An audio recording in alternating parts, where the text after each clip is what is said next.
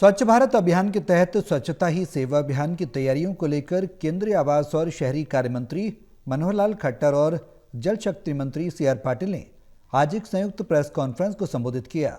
इस कॉन्फ्रेंस में मंत्रियों ने अभियान को स्वच्छ उत्सव नाम देकर इसे उत्सव के रूप में प्रस्तुत किया, जो 17 सितंबर से 2 अक्टूबर तक चलेगा।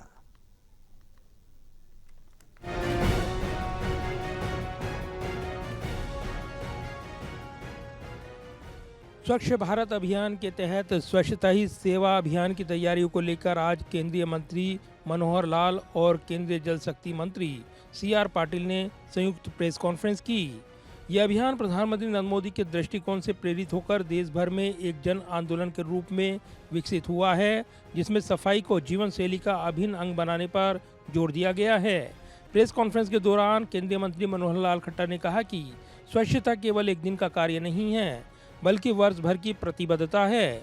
केंद्रीय मंत्री ने नागरिकों और शहरी स्थानीय निकाय से अपील की है कि वे 100% पुराने कचरा डंप साइट पर कार्य शुरू करें और स्वच्छता ऐप का उपयोग करके समस्याओं की शिकायत दर्ज कराएं।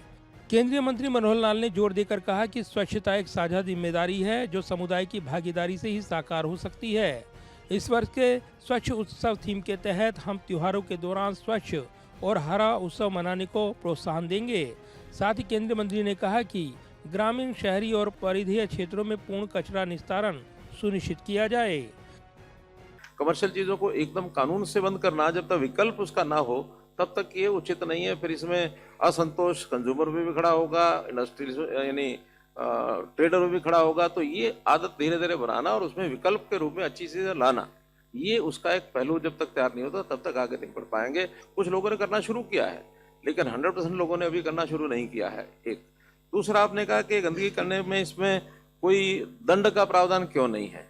देखिए, एक साइकोलॉजी होती है, सोशियोलॉजी जानने वाले लोग तो जानते हैं कि एक दंड और कानून तभी काम करता है कि जब अपराध की संख्या थोड़े लोगों की हो।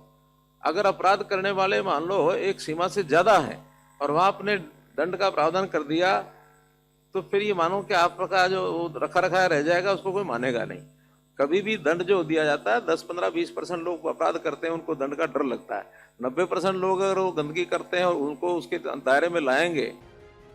वहीं जल शक्ति मंत्री सी आर पाटिल ने अभियान को जन आंदोलन करार देते हुए कहा कि प्रधानमंत्री के मार्गदर्शन में यह अभियान राष्ट्र को एकजुट कर रहा है।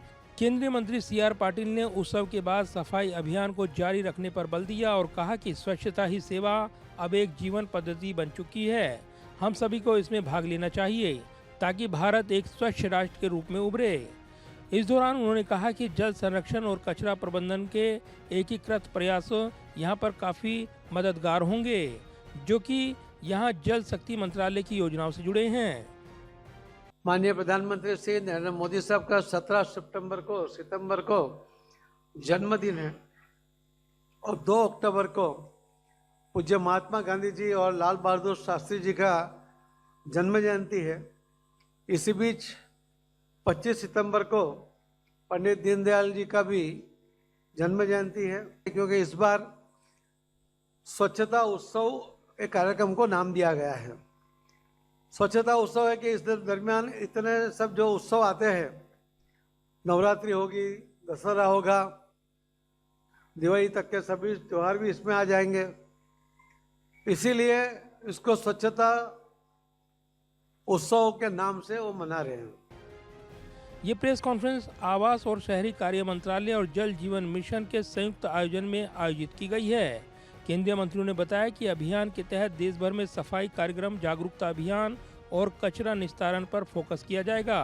पिछले वर्षों की तरह इस बार भी डिजिटल प्लेटफॉर्म जैसे IGOT कर्मयोगी का उपयोग किया जाएगा, जहां ई-लर्निंग के माध्यम से लोगों को स्वच्छता के महत्व से अवगत कराया जाएगा। स्वच्छ भारत अभियान की शुरुआत साल 2014 में हुई, जो महात्मा गांधी की 150वीं जयंती पर समर्पित था।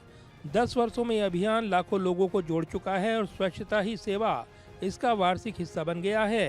केंद्रीय मंत्रियों ने उम्मीद जताई है कि इस वर्ष स्वच्छ उत्सव के माध्यम से त्योहारी मौसम में प्लास्टिक मुक्त और स्वच्छ उत्सव मनाए जाएंगे, जो पर्यावरण संरक्षण को बढ़ावा देगा। कॉन्फ्रेंस के अंत में केंद्रीय मंत्रियों ने सभी राज्यों और केंद्र शासित प्रदेशों से अपील की है कि वे अभियान में सक्रिय भागीदारी सुनिश्चित करें। यह आयोजन न केवल सफाई पर केंद्रित है बल्कि सतत विकास लक्ष्यों को प्राप्त करने में भी महत्वपूर्ण भूमिका निभाएगा। कैमरामैन विदा ब्रिक के साथ प्रदीप कुमार, टोटल न्यूज, दिल्ली।